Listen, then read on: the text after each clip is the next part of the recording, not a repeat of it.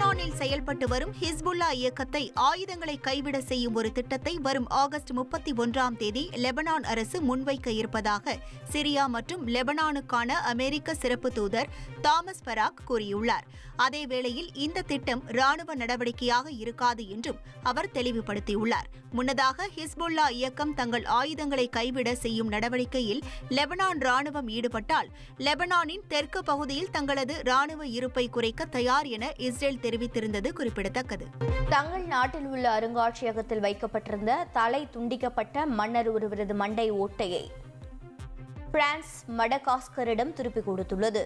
130 ஆண்டுகளுக்கு முன்னர் மடகாஸ்கரை ஆண்ட மன்னர் டொயோராவின் மண்டை ஓடாக கருதப்படும் மண்டை ஓடு உட்பட பாரிஸ் அருங்காட்சியகத்தில் வைக்கப்பட்ட 3 மண்டை ஓடுகளை பிரெஞ்சு கலாச்சார அமைச்சகத்தில் நடந்த ஒரு விழாவில் மடகாஸ்கரிடம் பிரான்ஸ் ஒப்படைத்தது.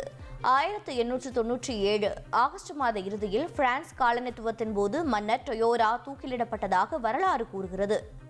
ஆஸ்திரேலியாவில் மர்ம நபர் நடத்திய துப்பாக்கி சூட்டில் 2 போலீசார் உயிரிழந்த நிலையில் படுகாயமடைந்த போலீசார் ஒருவர் சிகிச்சை பெற்று வருகிறார். விக்டோரியா மாகாணத்தில் உள்ள ஒரு சிறிய நகரில் பாலியல் வன்கொடுமை வழக்கில் வாரண்ட் வழங்க போலீசார் சென்றபோது மர்ம நபர் ஒருவர் மறைந்திருந்து அவர்களை துப்பாக்கியால் சுட்டுள்ளார்.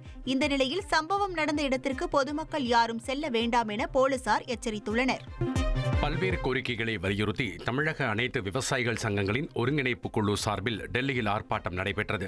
மேகேதாட்டு அணை கட்ட முயற்சிக்கும் கர்நாடக அரசின் நடவடிக்கையை சட்டவிரோதம் என அறிவித்திடவும் தமிழக கர்நாடக விவசாயிகள் கோரிக்கையை ஏற்று ராசி மணல் அணை கட்ட அனுமதிக்கவும் முல்லை பெரியாறு அணைக்கு மத்திய தொழில் பாதுகாப்பு படை பாதுகாப்பு வழங்கவும் 152 அடி கொள்ளளவை உயர்த்திட வேண்டும் உள்ளிட்ட கோரிக்கைகளை வலியுறுத்தி விவசாயிகள் போராட்டத்தில் ஈடுபட்டனர்.